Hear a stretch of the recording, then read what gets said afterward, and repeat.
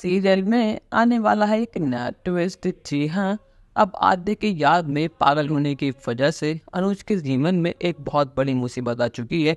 जी हाँ, और यह मुसीबत इतनी बड़ी है कि अब अनुज की जान पर बनाई है। और वहाँ दूसरी तरफ अनुपमा का एहसास हो चुका है कि उसके अनुज किसी बहुत बड़ी मुसीबत में है।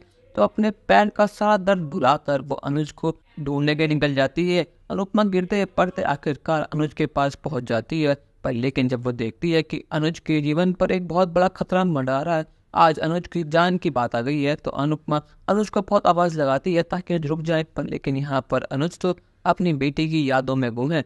अब अनुज को सिर्फ और सिर्फ अपनी बेटी दिखाई दे रही है, ना उसे कुछ सुनाई दे रहा है, ना उसे कुछ दिखाई दे रहा है। यहाँ पर जैसे ही अनुपमा अनुज को रोकने के लिए दौड़ती है, वैसे ही उसके पैर के दर्द की वजह से वो गिर जाती है। अनुपमा का लाख कोशिश करने के बाद भी अनुपमा वहां से एक कदम जाकर नहीं बढ़ पाती।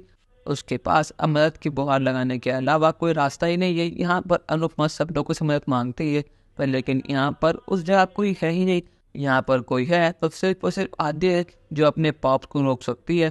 पर लेकिन हम सबको पता है कि अनुज और अनुपमा की लव स्टोरी इतनी जल्दी खत्म नहीं होने वाली। कान्हा जी इन दोनों को मिलवाते हैं तो किसी वजह से, और आज वो वजह पूरी होने वाली है।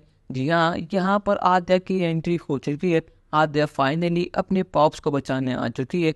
यहाँ पर आद्या जैसे ही देखती है कि उसके पॉप्स एक बहुत बड़े खतरे में है, तो वो अपने सारे गिले छिपे मिटाकर अपनी सारी नफरत को भुलाकर अपने पॉप्स को आवाज़ लगाती है।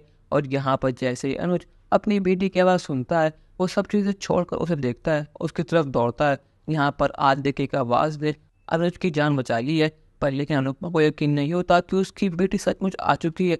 कुछ देर पहले तो अनुपमा अपने पति की जान की भीख मांग रही थी, और अब उसके सामने उसकी बेटी खड़ी है जिसने उसके पति की जान बचा ली। यहाँ पर न अनुज को यकीन होता है, न अनुपमा को कि उनकी बेटी सच में आ चुकी है। पर लेकिन यहाँ पर आद्या अपने पॉप्स के पास जाती है, उन्हें पैसे लगाती है। यहाँ पर आद्या को यकीन नहीं होता कि उसके पॉप्स का हाल इतना बेहाल हो चुका है। आद्या की आंखों में आंसू होते हैं और साथ ही अनुज की भी आंखों में आंसू होते हैं। वो दोनों एक दूसरे को गले लगाते हैं।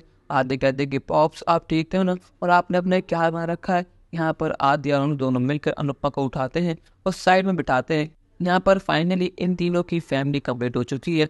पर लेकिन ये सब चीज़ें और किसी ने नहीं बल्कि खुद बरखा और कुछ ने देखनी है।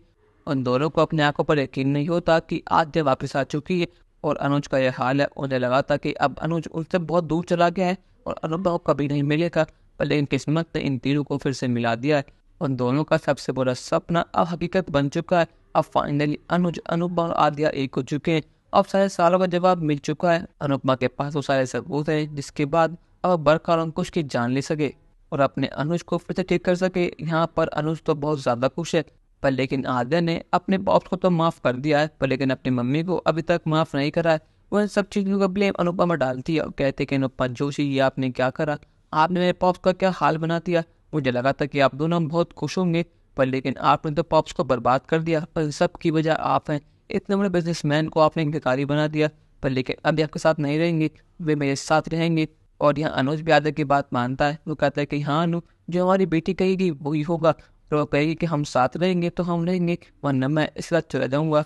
पर लेकिन क्या यहाँ पर अनुपमा अपनी फैमिली को पूरी कर पाएगी, या फिर बरखा और अंकुश को चाल चलेंगे जिसकी वजह से वो पकड़े ही ना जाए।